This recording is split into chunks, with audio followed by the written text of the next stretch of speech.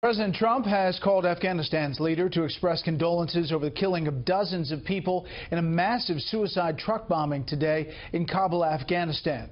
Americans are said to be among the hundreds injured. So far, no group has claimed responsibility. A massive attack added to a number of them in recent days and weeks. Correspondent John Huddy is following the story from our Middle East newsroom.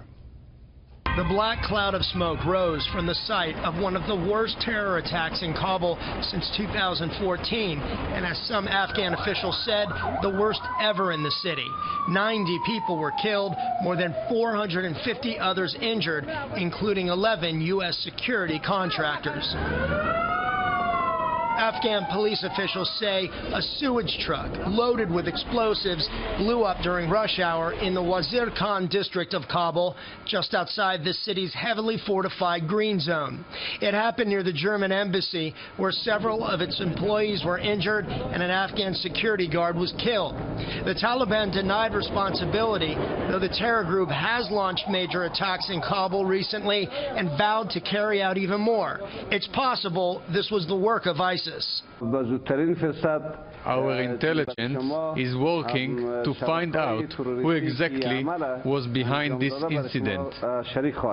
Today's attack comes as the White House is considering deploying an additional 5,000 troops to join the already 8,000 on the ground in Afghanistan. It is a dangerous place, but we have the back of the Afghan people and of the government, and we want to make sure that we're doing all we can. We are heavily invested in Afghanistan, and we're heavily invested in seeing it stable.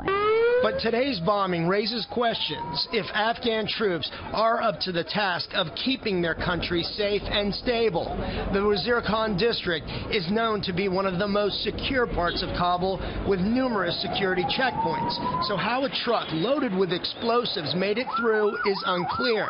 What is clear is that as the bloodied and burned men, women, and children were carried away from the blown-out areas around the 13-foot deep bomb crater, a message was sent: no one is safe.